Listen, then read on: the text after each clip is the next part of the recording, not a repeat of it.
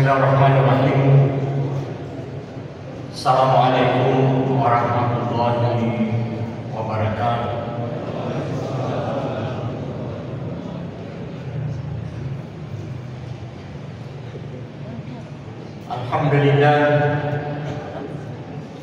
Alhamdulillahilladzi khalaqas samawati wal ardh wa ja'ala adh-dhulumati wan nur thumma alladhina kafaru bi rabbihim ya'dilun. Asyhadu an la ilaha illallah wahdahu la syarika lah wa asyhadu anna Muhammadan 'abduhu wa rasuluh.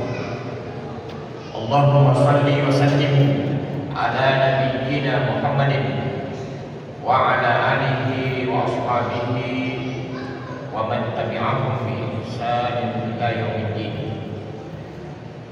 Ma'asyiral muslimin rahimakumullah. Qad qala Allah Ta'ala fi kitabihil karim, a'udzu billahi minasy syaithanir rajim. Bismillahirrahmanirrahim. Am hasibtum an tadkhulul jannata wa lamma ya'lamillahu alladhina jahadu minkum wa ya'lamas sabirin. Shadaqallahu adzim. Di malam yang mubarak ini kita bersyukur kehadiran Allah Subhanahu wa taala atas segala rahmat-Nya kepada kita sekalian, sehingga kita dapat menunaikan kewajiban ibadah di bulan yang mulia ini. Lebih khusus lagi di malam ke-15 daripada bulan suci Ramadan tahun 1445 Hijriah. Selawat dan salam kepada Nabi Muhammad sallallahu alaihi wasallam. Jemaah yang dirahmati Allah, tema kita adalah Ramadan mengajarkan nilai-nilai kesabaran dan nilai-nilai jihad pada jalan Allah Subhanahu wa taala. Tema ini diangkat mengingat bahwa pelaksanaan ibadah puasa penuh dengan nilai-nilai kesabaran. Hanya saja sabar di sini diartikan dalam makna yang positif, yaitu as-sabru ala ta'atillah, sabar di dalam menjalankan perintah Allah Subhanahu wa taala. Dan yang kedua adalah sabar di dalam menjauhi larangan Allah. Maka dalam makna kesabaran ini, dalam Al-Quran pada surah Al-Baqarah ayat 45 disebutkan wasta'inu bis-sabri was-shalah, dan mintalah pertolongan dengan kesabaran dan salat.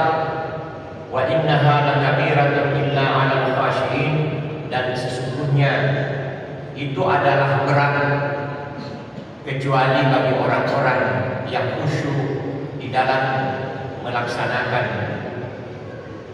salatnya. Pada masa Rasulullah sallallahu alaihi wasallam ada 4 hal yang menunjukkan bahwa Nabi di dalam bulan suci Ramadan tidak menjadikan bulan ini sebagai bulan untuk tidur sepanjang hari dan istirahat sepanjang malam, tapi Nabi penuh dengan aktivitas di dalam bulan suci Ramadan. Yang pertama, bukti sejarah menunjukkan bahwa nuzulul Quran terjadi di dalam bulan suci Ramadan.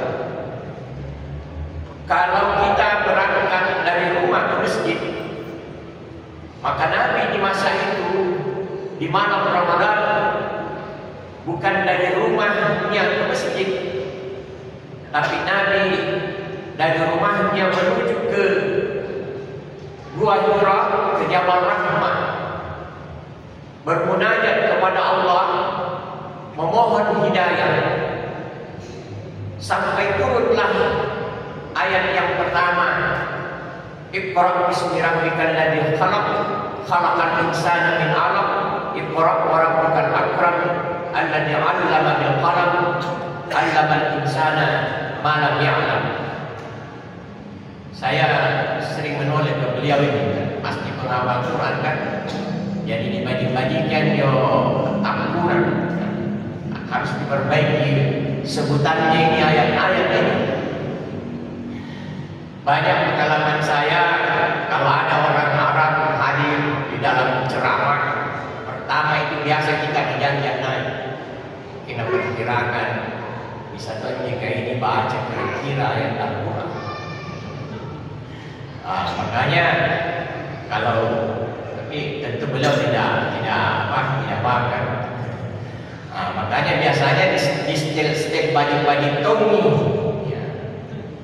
biasa kalau setelah disebutkan, beliau kayaknya paham bahwa ternyata kulit itu yang wajib Quran. Di masa Rasulullah Shallallahu Alaihi Wasallam turunlah ayat yang pertama. Itu terjadi di dalam bulan suci Ramadan. Tidak mungkin Nabi mendapatkan wahyu kalau Nabi kerjanya hanya tidur. Tapi setiap malam Nabi berangkat ke Gua Hira, ke Jabal Rahmah untuk bermunajat kepada Allah, sampailah turun ayat pertama yang kami sebutkan tadi.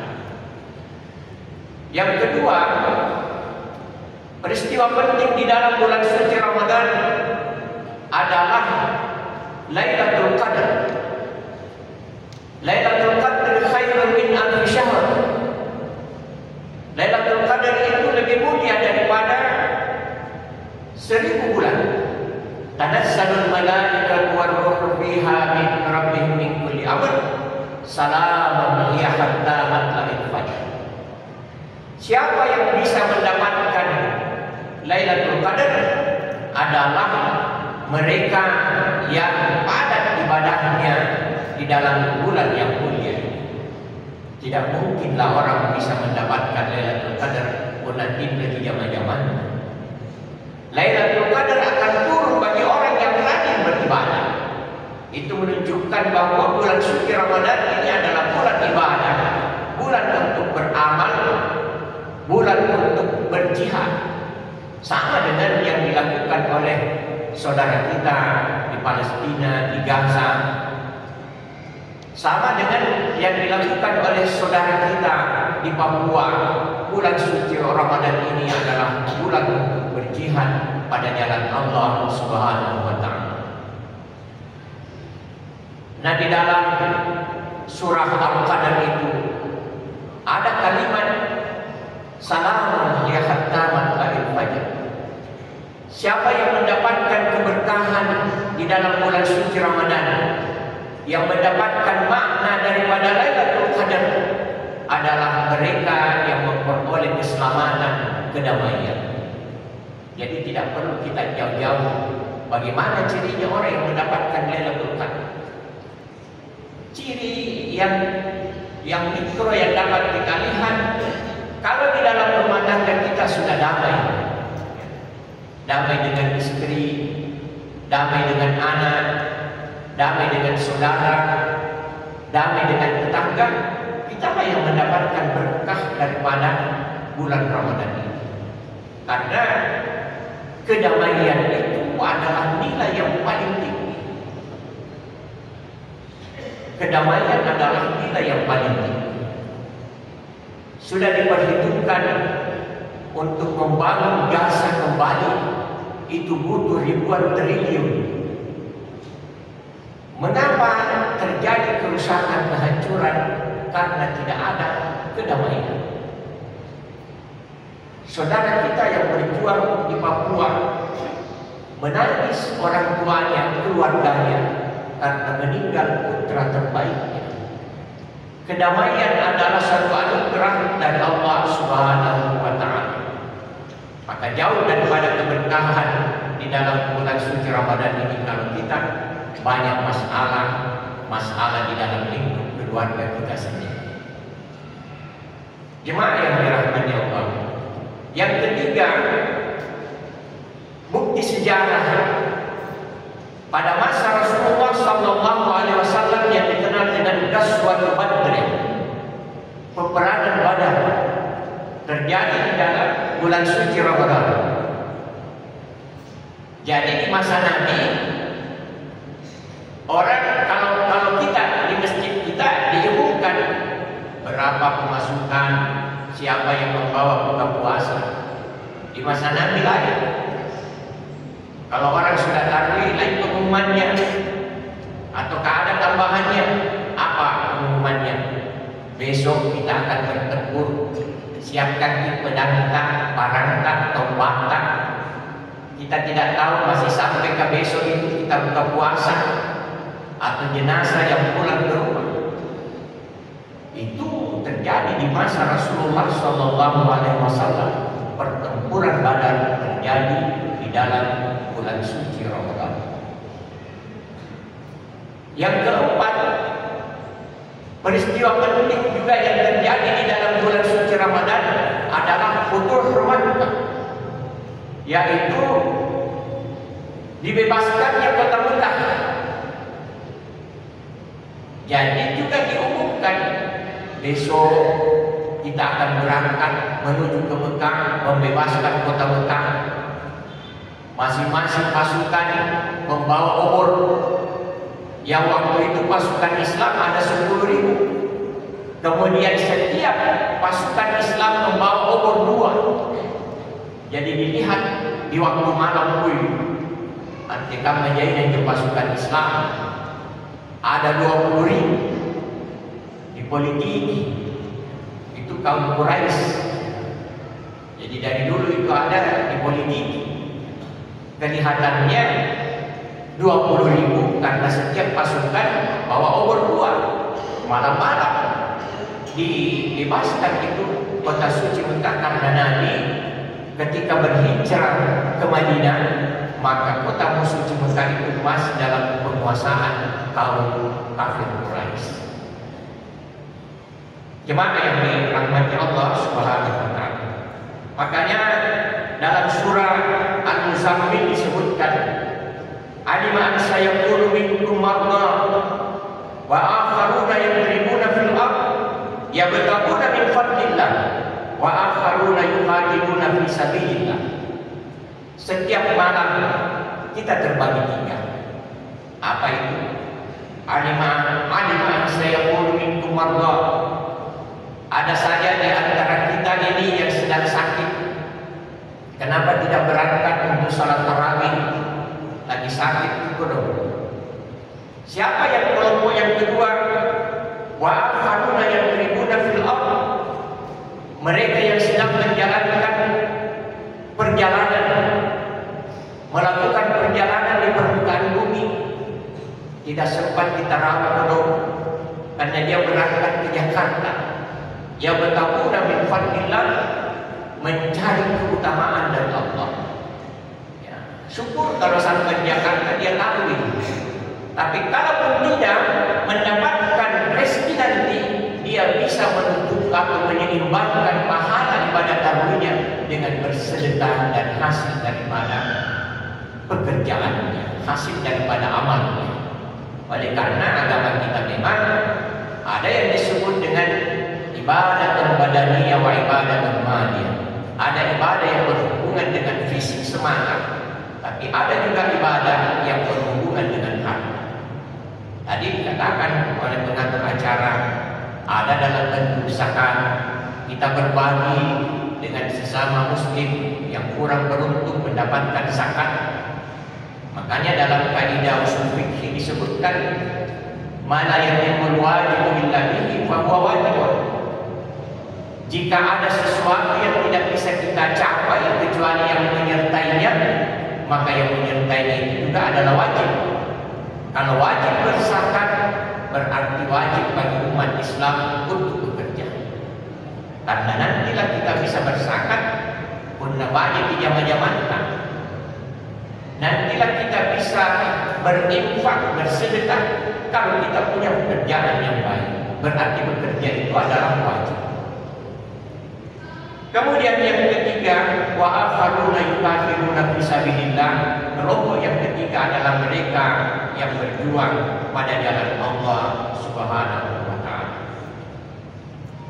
Dalam ayat pada surah Al-Imran disebutkan, am hasibtum an tadkhulul jannata wa lamma ya'lamillahu alladziina jahadu minkum wa ya'lamus sabirin. Apakah kamu mengira bahwa kamu akan dimasukkan ke dalam surga sebelum Allah mengetahui siapa yang berjihad di antaramu dan siapa yang sabar? Jadi harus ada dua, berjihad dan bersabar. Apa contohnya? Ya, contoh yang kecil, kalau kita mendaftar caleg, itu sudah jihad itu. Jihad karena niatnya kan untuk memperbaiki negara, memperbaiki masyarakat, meningkatkan kesejahteraan, itu sudah jihad. Tapi bagaimana kalau gagal? Tidak jadi, ya, butuh kesabaran. Ya, butuh kesabaran. Ada yang gagal 2 kali, 3 kali baru berhasil. Makanya di ayat ini dikatakan, walamma ya'lamillahu alladziina jahadu minkum wa ya'lamus sabirin. Berjihad dan bersabar.